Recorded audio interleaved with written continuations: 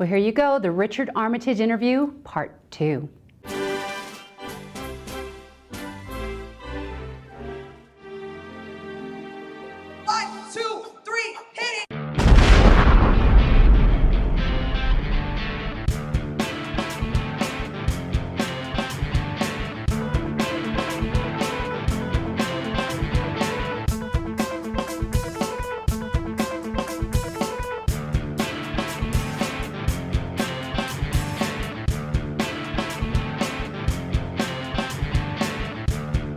So what do you think of the whole social networking thing? Twitter, Facebook, I mean, there's 1,000 Facebook pages dedicated just to you. I got left behind. I really got left behind. You don't tweet, you don't Facebook, you don't do any of that. We're talking about maybe tweeting at some point, or Twitter. By the time I get around to it, though, it will have been tweeting. It will be all over. I mean, I'm still thinking about MySpace, and everyone's like, MySpace, that's just gone. That's so 1992. It's so 92. I don't know, I might do. My worry is that I'll get drunk and start, you know, being political or trying to be funny. Absolutely. Who wants to know what my opinion of anything is? I mean, I think the fandom likes it when they feel like they have some sort of, I don't know, connection or access to their favorite artists. The way I see it, I always feel like it's, you know, if I were a painter and I painted a picture, would I stand in front of it going, right, here's the picture that I painted, do you know what I mean? I feel like I want just the picture to be seen. Exactly. And you don't really want to see how it's painted. Maybe you do, I don't know. I don't know. But you certainly don't want someone standing in front of it giving it this. Exactly. It can be intrusive, right? Benedict Cumberbatch talked about some neighbor actually tweeting his every move. You know, now he's going into the bathroom, now he's reading TV Guide, now he's having Benedict, though. I mean, fish and chips. I mean, so persnickety, my God. I don't think people would be that interested in my movements. Okay, so let's go back to your childhood. Well, not that far, but Richard, when you were born, tell us, release yourself. I want you to cry like Barbara Walters gets everybody to cry. Does she? Yeah, haven't you watched? So cry. Oh, I did it. So what? You come from a non-performing family, right? Yes, I did. So what inspired you? What propelled you into performing arts? That's a really good question. Was there something that inspired you? I think I used to do tap dancing classes because a lot of the kids that I played with in the street went to a class, so I ended up in that area of work. But at 4 years old, it's not really work, is it? And then I found myself wanting to branch into theatre. So I went to a vocational school and I trained in musical theatre and worked in that side of the industry for a while. Right. But I'd always been a big reader, and I was somebody that read quite intensely on my own. Tolkien was one of those books that inspired me to sort of fire up my imagination. And I was just always into literature, and I studied Shakespeare for my A-levels and went to the Royal Shakespeare Company to see plays, and I was like, that's what I want to do. So finally, at the age of 19, I went to a drama school. You, Mr. Armitage, went to Budapest and joined a circus. Yeah. Because there were no other opportunities to earn your equity card? I did. The fans are going to kill you. This is one of those questions. Listen, for the 2 people out there that don't know you did this. Yeah, it was a short job. It was, I think, maybe 4 months. I was throwing hula hoops, working with jugglers. Were you a flying Wallenda? Doing a bit of this, a bit of mime. Kind of like a trapeze artist? Yeah. So yeah, but I got an equity card. That's awesome. Alongside lots of commercials castings where I remember one in particular where they gave me it was for some kind of drink, and they gave me a watermelon and cut a hole in it and said, okay, snog the melon. So I had to kiss the melon. And then sort of left the casting, and there's like a whole room full of guys. I remember walking out thinking there was only one melon in that room. Right, and you're all kissing the same melon. Sticking our tongue in this hole in a melon. That's just not, okay, you know what, that's showbiz. It was, you know, snog the melon. I would have given you 10 equity cards to see that. I would have taken 10 melons and 10 guys, that would have been fine. Okay, so look, you got your equity card in hand. Brilliant, brilliant. And you end up in the West End doing musical theater. Yes. And Cats was amongst them. Yes. and you played McCavity. I did, which yes. I absolutely love. You know, there's a YouTube video out there, and somebody sat like, you know, in the last row of the balcony and got like a shot of you, so it's grainy and blurry and everything. I don't think it's me. Oh, what? Don't tell them that. I don't think it's me. I mean, I've got to be honest with you guys. It's not you. There's there were a million people, well, not a million. There's a lot of people all playing the same roles over the years. Right. And even in the show, there were 5 people that played McCavity, because he appears in different, you know, they do this magic thing where he appears. I don't think this clip is of you as McCavity. I think you're, you know, like cat number 24 from the left. I don't know. I don't think I'm in that at all, if I'm honest. Darn, okay. Sorry. So, Cats, I must have seen it a dozen times. It was of the 80s, wasn't it? What the heck is that show? What is that show about? Well, good question, but it is, you know, being the literary fanatic that I was, it was based on T.S. Eliot's great poetry, and I still go back to the poetry. You know, if you look at that song that was such a massive hit, Memory, which isn't in the book of Practical Cats, it's not part of that, it's part of Andrew a different... Lloyd didn't write the book. He didn't write the lyrics to that, but that was, that's from a different poem, and I think it's The Wasteland.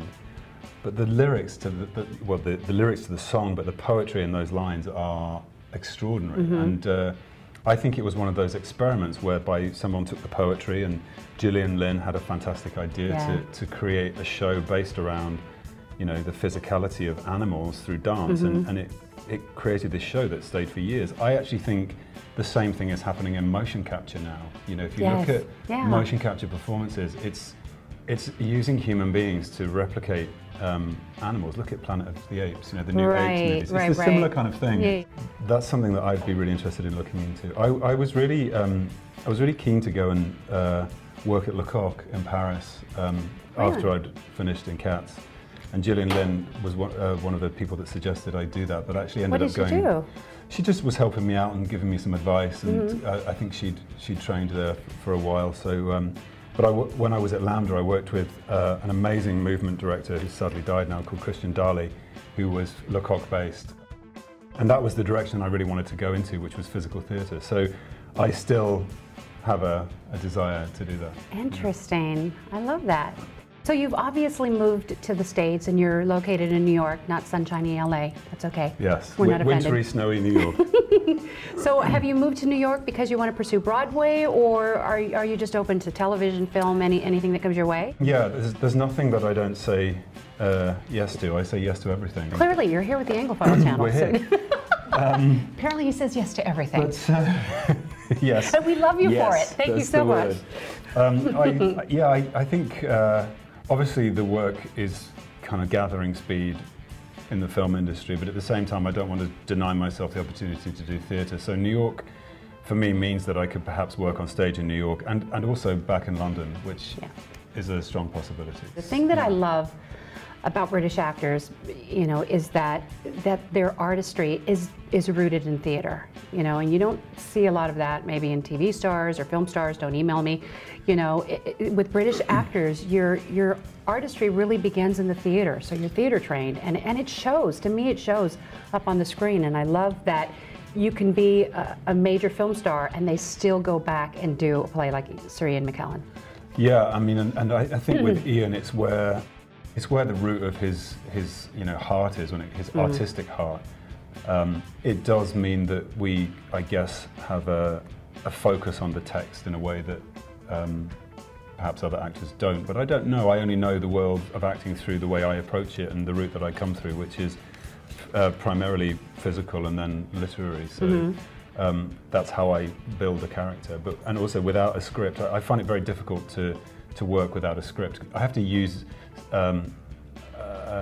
either a book or a real person, in order to do that. Interesting. One fan had written something about what is your process in terms of creating a background for your character. So if the script doesn't feed you the information that you need, do you in your imagination then create the history for your character? Yes, and it's also, I think when it's unlimited, it becomes much more difficult. The more restrictions you have, the more walls you have, and the smaller the world, it actually is easier to fill it. So that's why I like working from a book, because the book begins and it ends, and it's, you know, your character begins and ends in the book, unless it's lots of books on the same character. But I write stuff, and I use photographs and music as well, because I think music artwork. If you listen to a piece of music, you can probably remember where you were when you listen to it. And memories. It's Proustian, it brings back everything, you know. So I use that a lot. It does, absolutely. So you did Elizabeth Gaskell's North and South. I did, Okay, yes. we're going to talk about North and South, come on. Yeah. Where you out-Darcy'd Colin Firth. Can I just say that? It's sacrilegious, I know. But you did. Thornton didn't get wet, and did he? No, you know what? We missed the wet shirt scene. Where was that? Can we do that now? Does anybody have a water bottle? How much would you fans pay to see this man in a wet shirt? So overnight you become this instant what? Okay, it's not the fans, it's me. What do you expect from me? So overnight you become this instant heartthrob, you know, and you know, what did you think of that? And do you like doing those sort of romantic, you know, leading men type? It's so interesting how it was received to how it felt from the inside, because I actually saw the guy as somebody who was kind of terrible in what he did until the end of the piece. He was so kind of stifled and restricted in his world and blinkered in his views. But I suppose the unraveling of that character is something that was appealing. But I remember hearing about the casting for that and driving down to my local bookshop very late, just before it closed, and grabbing the last copy and just reading the little blurb on the back and just knowing that I had to play it. I hadn't even read the book, and I just read the little thing, and I just thought, I can do this, I can totally do this. But convincing them to cast me was really quite a challenge. Really? Yeah. What had you done up until then? You know, was not a great deal, actually. I'd done a bit of daytime television. I'd done guest roles in things, but it took a lot. It took bravery in the casting department to cast me. But you know, those roles come to you in that way. I mean, in a way, Thorin came to me in a similar way. Let's ask one or two more. Okay, this is from Elisa Cato, administrator of Richard Armitage, is Majesty, Kindness, and Perfection.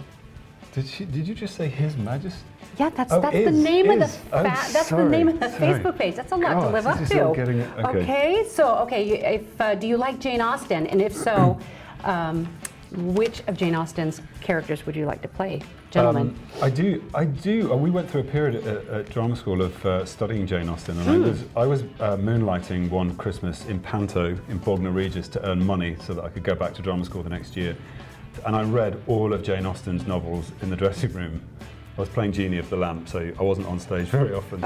And then we went back and we did excerpts from I think we did Pride and Prejudice, weirdly enough. It was I was Darcy. We were doing one of those funny Jane Austen-y dances where you have to walk and talk at the same time. That was our challenge for that term, walk and talk. But yeah, I love Northanger Abbey. I think that's the Gothic, the Gothic one. I liked that, the darkness in that story. But she manages to capture humour in a way that I think some of the other writers of that period don't quite get. And what I love about her too is that despite the fact that she never married, she wrote men so well. Well, often they're written as perhaps two-dimensional, aspirational characters. I think Gaskell's the same. Gaskell really got inside the mind of a man of that period. You know, not just the male mind, but the male mind of that period. And yeah, Jane Austen does the same. You know what? Marcia Killingsworth, who runs Richard Armitage US fan page. Okay, she says you've just done Into the Storm. That's your next project that will be coming out later this year, and you do an American accent. I do. And Marcia would like to know. You're not going to ask me to do it. Would you do it?